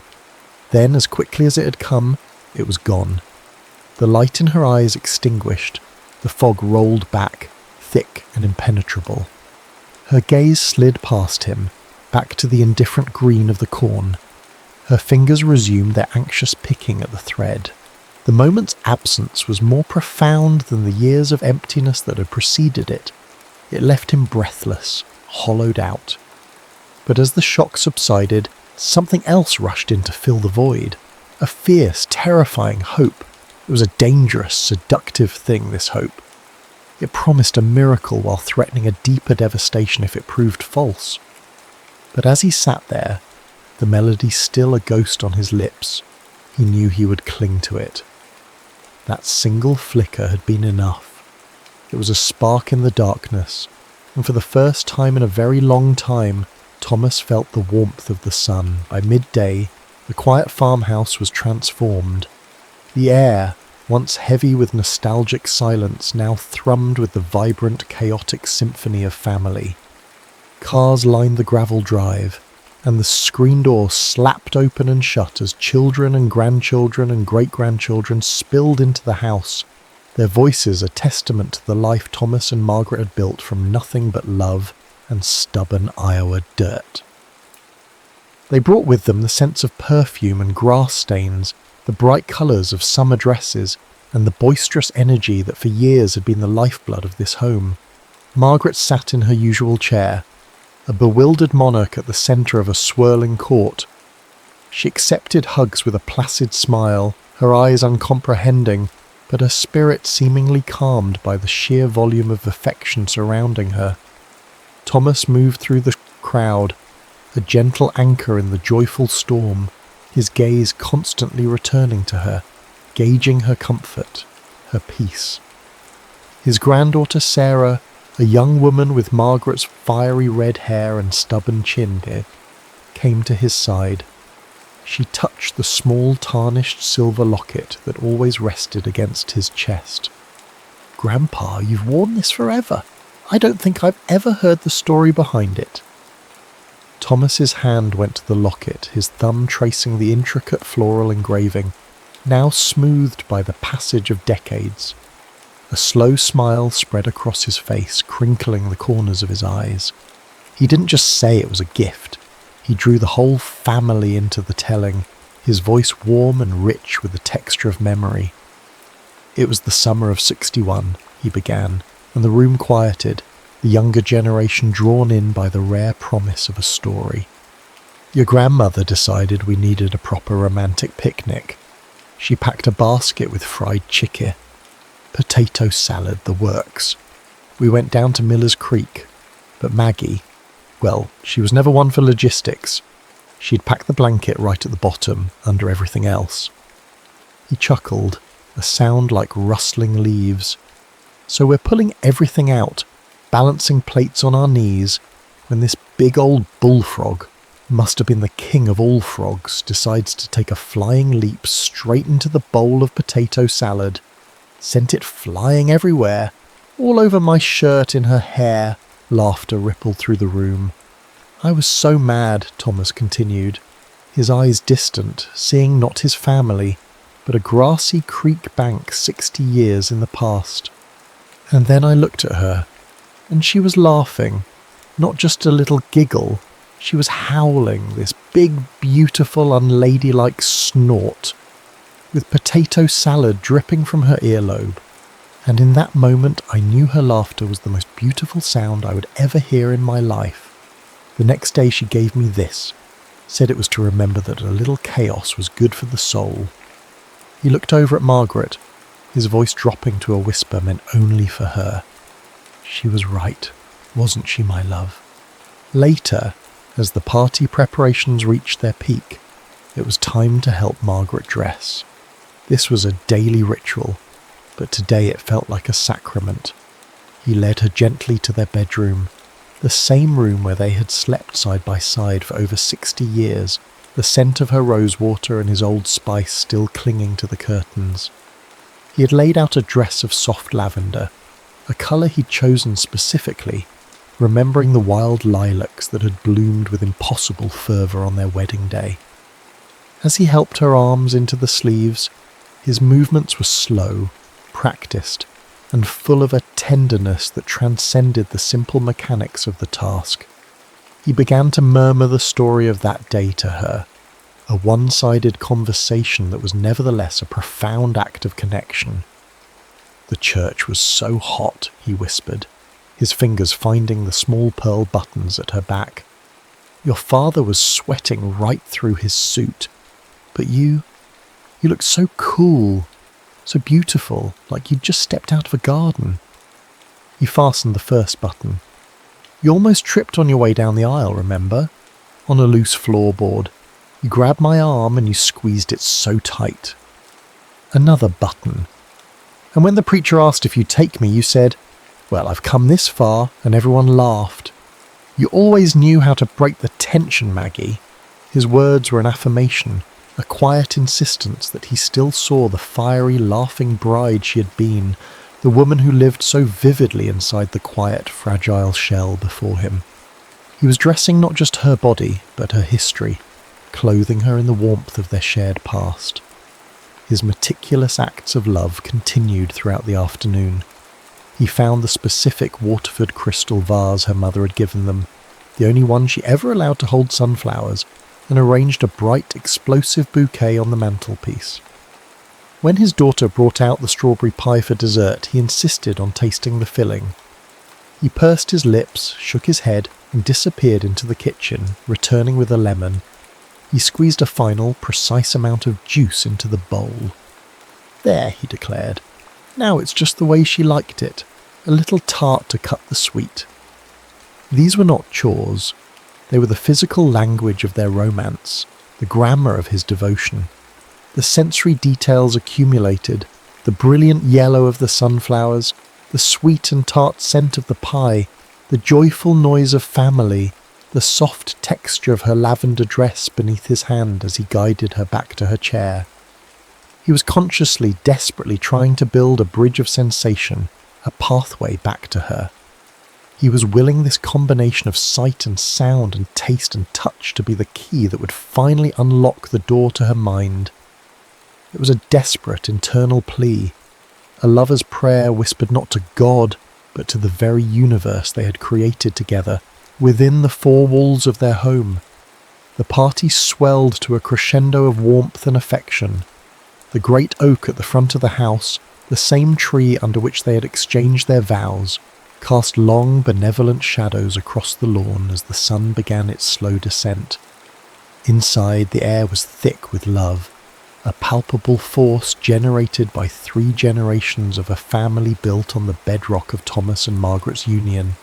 She was the absolute centre of this universe, the sun around which they all lovingly orbited, and it was in this moment of perfect familial communion that the rift appeared with brutal, heart-stopping clarity.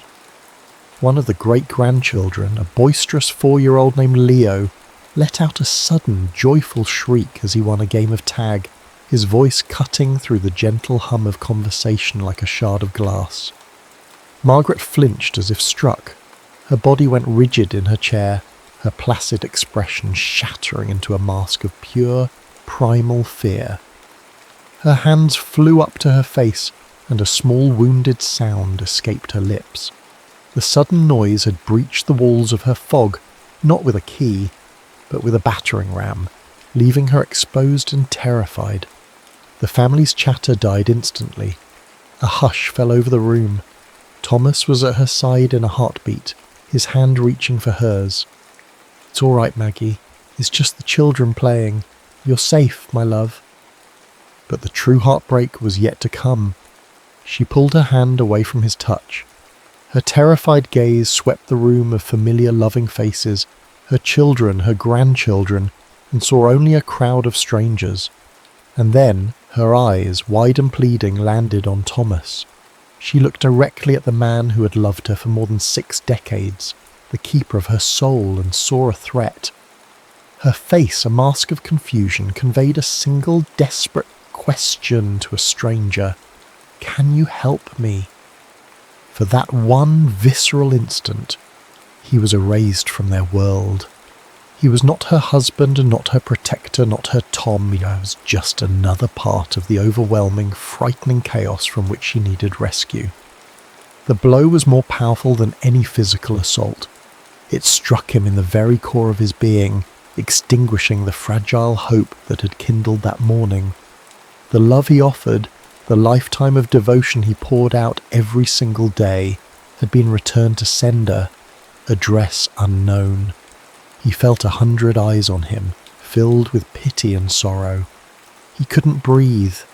Excusing himself with a choked whisper, he pushed through the silent family and escaped to the front porch, the screen door slapping shut behind him with a sound of shocking finality. He leaned heavily against the porch railing, his knuckles white. He and Margaret had painted this very railing a crisp white 37 years ago, laughing as they had ended up with more paint on each other than on the wood. He could feel the phantom sensation of her flicking a cool drop of paint onto his nose. The memory was so vivid it was a torment.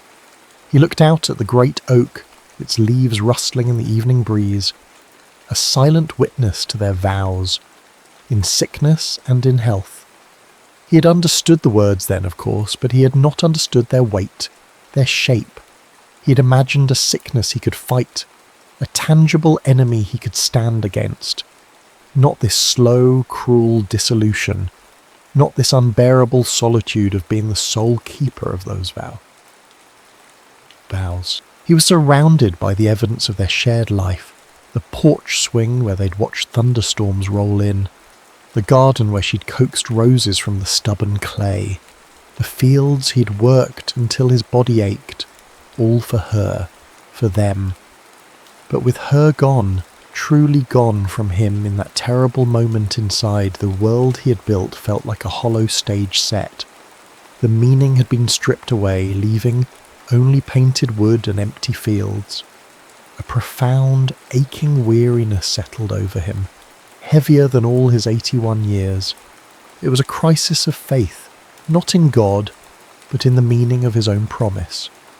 What was the point of remembering if the memories only served to highlight the vast emptiness of the present?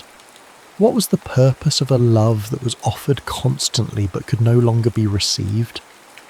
He bowed his head, the solid wood of the railing cool against his forehead, and whispered into the empty evening air a confession to the ghosts of the past. I remember for both of us, Maggie. I remember everything, but I'm so tired. The storm of his grief held back for so long finally broke within the supposed sanctuary of a house overflowing with love. As twilight painted the Iowa sky in shades of bruised purple and soft rose, the family gathered in the living room. Sarah, ever the organizer, had prepared the day's final tribute, a slideshow, a digital quilt stitched together from 63 years of photographs.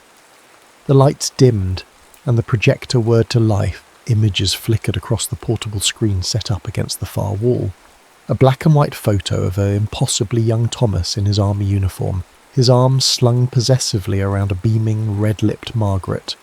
Their wedding day standing beneath the great oak, her face a constellation of joy, the births of their children, awkward school pictures, family vacations packed into a station wagon, the years spooling out in a silent, luminous cascade.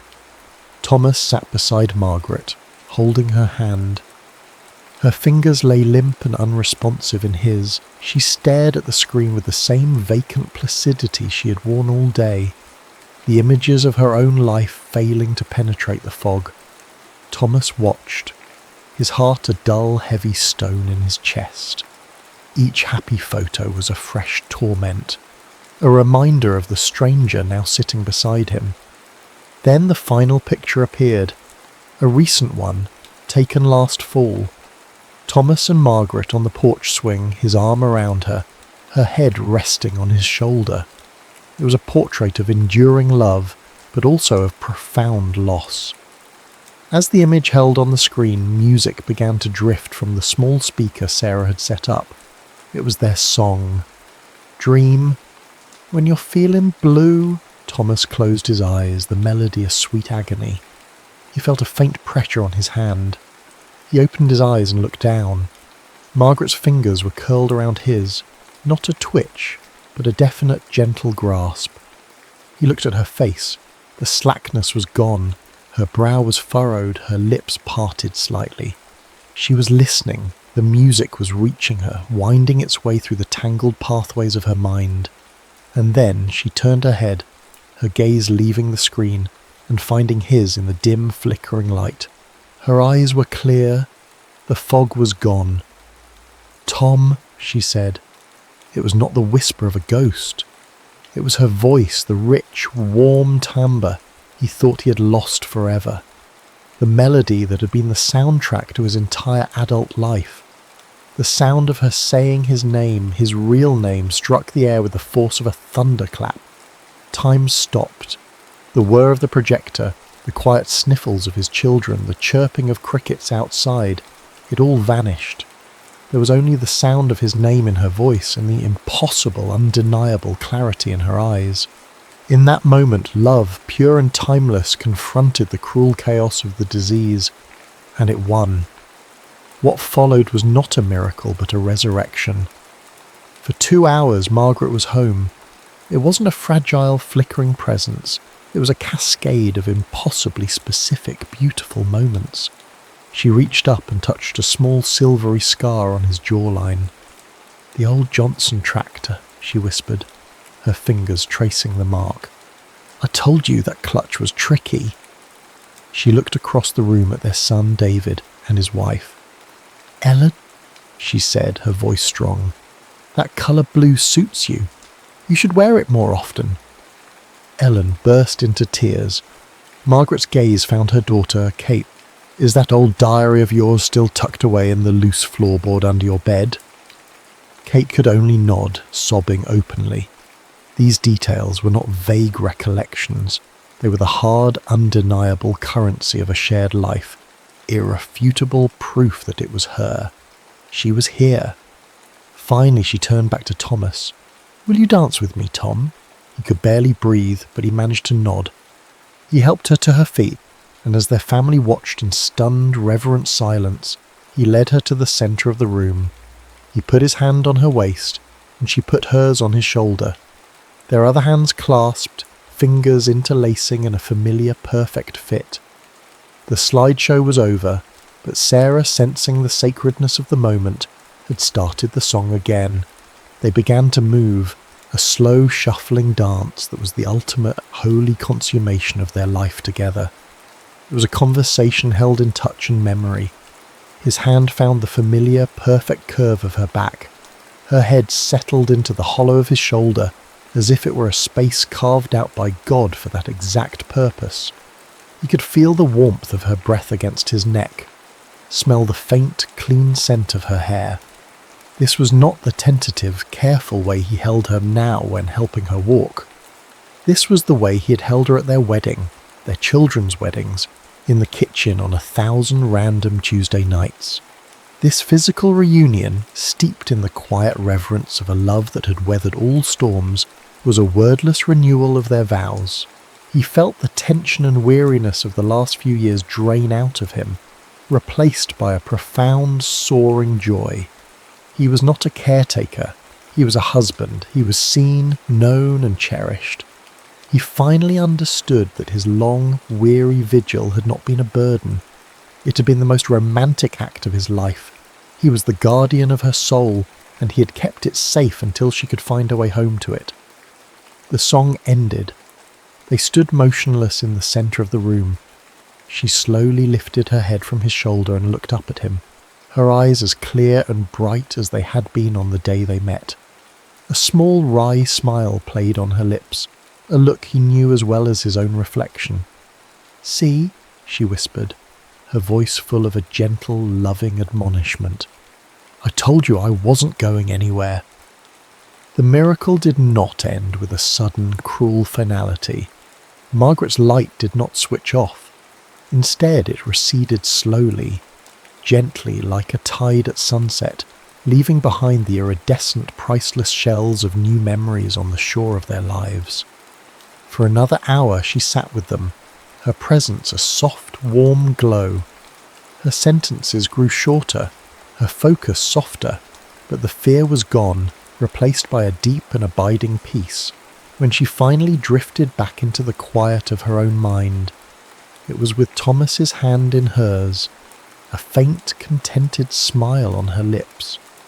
For Thomas and his family, the resolution was profound. The aching grief that had been a constant, unspoken guest in their home was gone, replaced by a cathartic sense of peace. They had been given the ultimate gift, not a cure, but a confirmation. The woman they loved, the matriarch who had shaped their very beings, was not gone. She was merely hidden, her essence intact, her love for them an indestructible, eternal force. The slideshow and the dance had not been a farewell, they had been a reassurance. The family departed slowly, their goodbyes different from all the ones that had come before. They were no longer speaking into a void. They kissed her cheek and whispered their love to her, knowing now with absolute certainty that somewhere deep inside she heard them. Later that evening, after the last car had pulled away and the house had settled back into its familiar quiet, Thomas guided Margaret out to the front porch. The air was cool and smelled of damp earth and coming rain. The moon was a silver sliver in the vast, starry sky. They sat on the old wooden swing, its gentle creak a familiar lullaby. Thomas began to hum their song again, but this time it was different. He was not humming with the desperate hope of the morning, nor with the longing of a man trying to breach a fortress. He was humming with quiet, contented communion. It was a shared secret, a melody that now belonged to a new memory, the most precious one of all. They swung in silence for a long time, the rhythm of the swing like a slow, steady heartbeat. In the midst of her fog, as the last vestiges of her clarity faded back into the mist, Margaret did something instinctual, something profound. She leaned her head over and rested it on his shoulder, her body fitting against his in a perfect physical echo of their dance. Her eyes were closed, her breathing soft and even. It was an act of love that lived deeper than memory, a cellular knowledge that this man, this shoulder, this presence was home. It was the final beautiful grace note to a day of impossible grace. Thomas stopped humming and simply held her. He looked up at the great oak, its branches spread like protective arms over the house. He was still the keeper of their world, the curator of their memories. But he was no longer tired, the weight had been lifted. He was a husband who had been given back his wife, if only for a few sacred hours. And he knew, with a certainty that settled deep in his bones, that their love was not a story contained in the past. It was a living, breathing thing, an enduring, eternal monument that even time itself could not erode. He closed his eyes, holding his love close, and listened to the quiet, steady rhythm of her heart.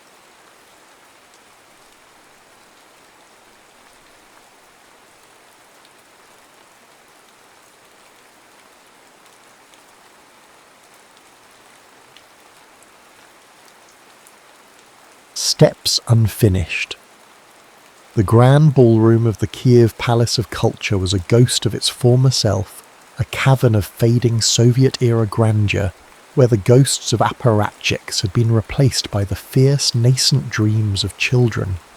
The air, thick with the scent of floor wax, rosin, and the faint, clean sweat of youth, was a tangible thing.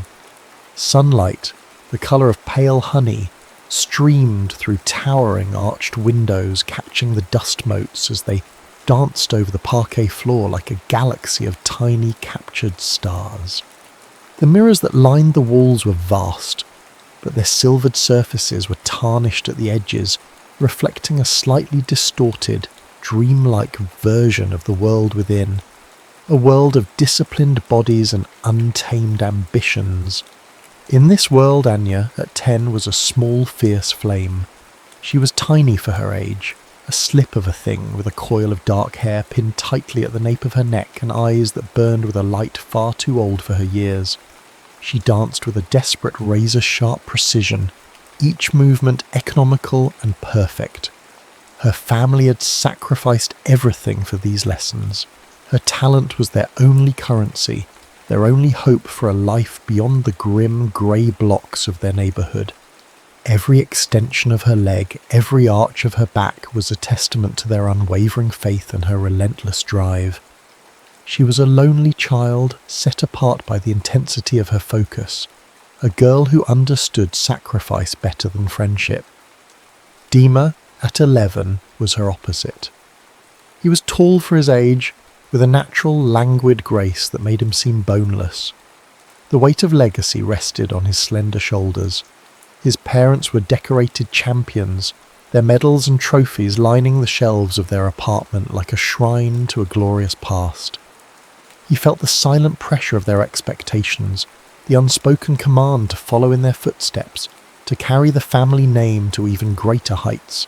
But his soul, the truest part of him, came alive only when the music began.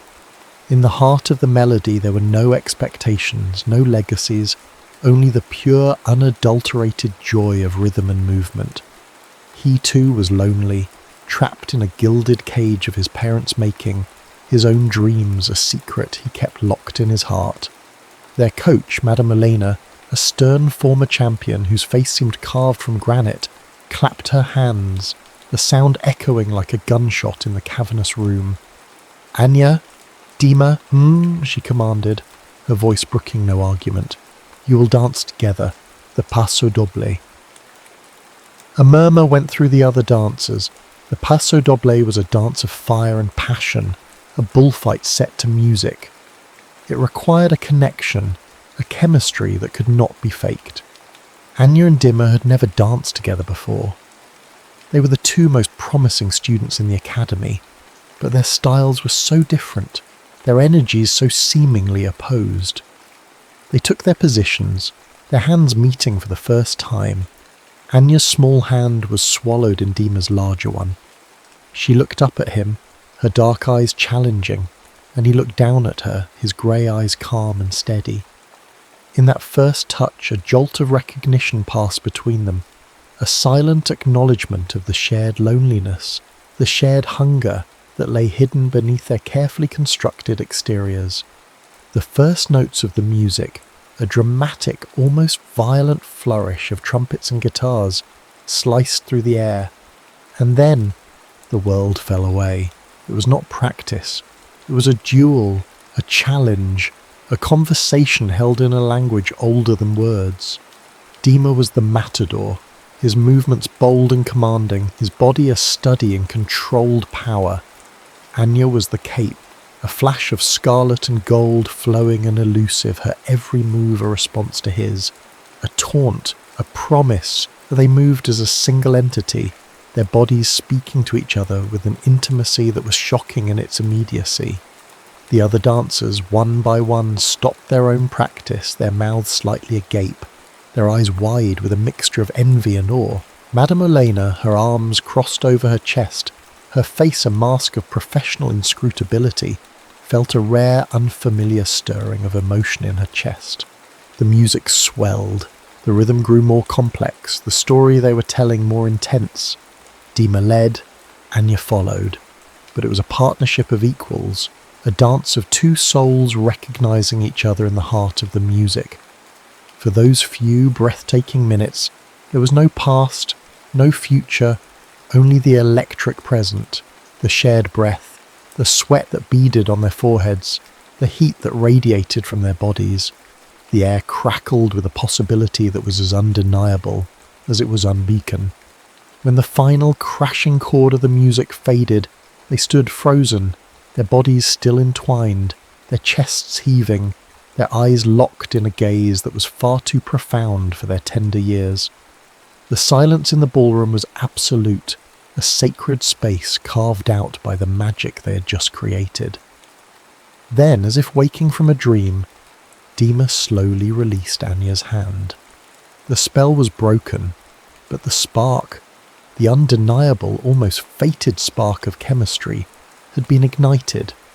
It was a fire that would burn, banked, but never extinguished for the rest of their lives. Years passed in a montage of shared sacrifice and growing intimacy, a blur of echoing arenas, cramped overnight trains, and the endless, relentless pursuit of perfection. Their partnership became an exclusive world, a universe of two built on a foundation of trust so deep it required no words. Dimmer became the silent keeper of Anya's secrets, the one who knew that the fire in her eyes often masked a gnawing fear of failure. He was the one who carefully, tenderly taped her blistered toes on a rattling train to a competition in Poland, his touch a gentle comfort in the pre-dawn chill. Anya, in turn, became the guardian of his vulnerabilities, the one who saw the flicker of doubt that sometimes crossed his face before he stepped onto the dance floor. It was she who meticulously sewed a loose sequin back onto his costume moments before a final, her needle flashing in the dim light of a backstage corridor, her quiet competence a calming balm to his frayed nerves. Their lives were a tapestry woven from whispered strategy talks in the echoing hallways of arenas across Europe, of shared cheap snacks that tasted like feasts because they were eaten together, of knowing glances exchanged over the heads of judges and competitors. They learned to read each other's thoughts, to anticipate each other's moves, to communicate in a language of subtle shifts in weight, of the slightest pressure of a hand, of the shared rhythm of their breathing. Their world was the 20 by 30 metre expanse of the dance floor, and in that world they were everything to each other. The line between their art and their hearts began to blur. the disciplined intimacy of their dance seeping into the quiet moments between practices and performances, the press of his hand on her back, the slide of her leg against his, the shared breath in a tight hold. Every movement was a study in controlled passion, a slow-burn tension that was a fire banked, a love suppressed for the sake of a shared sacred dream. The fire nearly blazed into the open during a private coaching session for the rumba, the dance of love. Their instructor, a wiry, intense man named Anton, grew frustrated with their technical perfection. "Stop counting!" he barked, his voice echoing in the empty studio. "Stop thinking! Tell me show me you cannot live without her!" His words hung in the air, a challenge and a dare.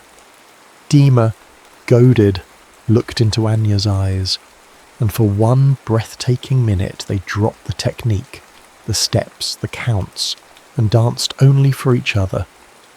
The air grew thick, their movements charged with a raw, desperate longing that had been simmering beneath the surface for years. He pulled her close, his hand splayed against the small of her back, his body moulding to hers as if they were two halves of a whole. She melted into his embrace, her head thrown back, her eyes closed, her body a pliant instrument in his hands. The story they told was not one of gentle romance, but of a fierce, all-consuming passion, a love that was both a salvation and a torment. The moment the music ended, they sprang apart, shaken and blushing, the unspoken truth hanging between them like a tangible thing. The air was thick with it, the silence deafening. They could not look at each other, could not speak. The shared dream, their pact, was the only thing that held them back from the precipice. That dream came a step closer to reality after a career-defining win at the German Open. Swept up in the glittering chaos of the awards ceremony, the flash of cameras, the roar of the crowd, the scent of victory and champagne, Dima pulled Anya into a quiet alcove behind a velvet curtain. Flushed with victory and adrenaline, he cupped her face in his hands, his thumbs tracing the sharp, delicate lines of her cheekbones. His eyes, dark and intense, searched hers, and in their depths she saw the reflection of her own longing, her own unspoken desire. The kiss they had both silently craved for years was a breath away, a heartbeat from becoming a reality. But at the last second he hesitated. The weight of their shared ambition, the years of sacrifice, the sacred pact they had made, all rushed into the space between them. He rested his forehead against hers, his breath warm on her skin, and whispered the words that had become their mantra, their promise, their everything. The World Championship. First. She did not protest, did not argue. She simply nodded, her eyes closing as she savoured the bitter-sweet agony of the moment. The dream was everything. It had to be.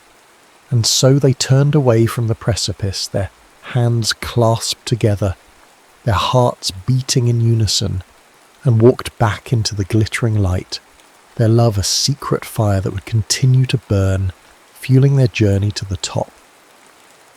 The world of sequins and samba rhythms was annihilated overnight. The full-scale invasion erupted just before Dima's 18th birthday, a brutal, deafening roar that shattered the fragile beauty of their lives. The grand ballroom, once a sanctuary of dreams, became a shelter, its polished floor a cold bed for displaced families, its gilded mirrors reflecting the hollow eyes of fear. The beat of the music was replaced by the percussive terror of distant shelling, a relentless, gut-wrenching rhythm that became the new soundtrack of their lives. The conflict was no longer an abstract headline in a newspaper, but a raw, visceral reality that tore at the very fabric of their existence. It became a war of survival versus ambition, of love of country versus love of each other. The catalyst for their personal apocalypse came in the form of a missile that struck the residential street where Dima's family lived. The building was damaged, the familiar landscape of his childhood transformed into a nightmare of shattered glass and twisted metal. While his immediate family was safe, their home was no longer a sanctuary. That night, Dima, his face streaked with soot and grime, pulled injured neighbours from the rubble, his hands, once so graceful and precise on the dance floor, now raw and bloodied. The experience was a brutal awakening, a violent collision with a reality he could no longer ignore. He saw his father, a man he had always viewed as invincible, a champion, looking frail and helpless amidst the chaos, his eyes reflecting a fear Dima had never seen before. The abstract concept of defending his country became the concrete, visceral need to protect his home, his family, the very ground beneath his feet. The choice was no longer a choice, it was a moral and emotional imperative. He would volunteer. When he turned 18 in a few weeks, he would join the army. When he told Anya, her world imploded. They were huddled in a corner of the ballroom, the air thick with the smell of dust and fear. The distant thud of artillery was a constant, unnerving presence. She looked at him, her eyes wide with a mixture of disbelief and a dawning, terrible understanding. For her, it was a choice, a betrayal of everything they had worked for, everything they had sacrificed. "They are not forcing you," she pleaded, her voice a raw whisper. "You're choosing to leave our dream. You're choosing to leave Mo for Dima." There was no choice, no other path he could take. His Tio, once so alive in the music, was now tethered to the fate of his country, his family. "There is no dream if there is no home to dream in," he told her, his voice rough with a pain that mirrored her own. "There is no dance floor if there is no country to dance in." His words, meant to explain, to comfort, instead carved a heartbreaking rift between them, a chasm of misunderstanding that seemed impossible to bridge. His duty to his family, his love for his country clashed with his promise to her, his love for her. Two right but incompatible choices, two hearts breaking under the weight of a world they could no longer control. The stormy, desperate agony of a future being sacrificed hung between them, a tangible, suffocating presence. Their shared soul, once so perfectly in sync on the dance floor, was now torn in two, a casualty of a war they had never asked for, a war that was destroying everything they had ever known, everything they had ever loved. The night after his 18th birthday was a shroud of silence and sorrow. It was his last night of freedom, his last night as the boy Anya had known, before the dawn would transform him into a soldier. They met in their silent, darkened dance studio, the grand ballroom a tomb of their shared past. The arguments were over, the pleas exhausted, leaving only a profound, shared grief that filled the cavernous space like a physical presence. The moonlight filtering through the tall, arched windows painted silver ghosts on the parquet floor, ghosts of 1,000 dances, 1,000 shared dreams. The repressed emotions of a decade, the unspoken love that had been the silent soundtrack of their lives, erupted not in anger, but in heartbreaking confessions whispered into the stillness of the night. "I don't know how to dance without you," she whispered, her voice a fragile thread in the vast emptiness of the room. Her words were not a complaint, but a simple, devastating statement of fact. He was her other half, the anchor of her art, the rhythm of her soul. He turned to her, his face a mask of anguish in the pale moonlight. "Then you will have to learn to dance for me," he replied, his voice cracking on the last word.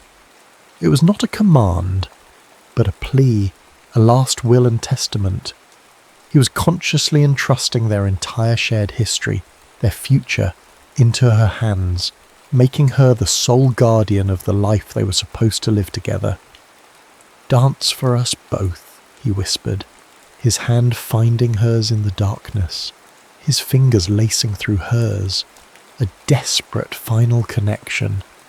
The weight of his words, the crushing sacred weight of their shared dream, settled upon her, and in that moment she understood.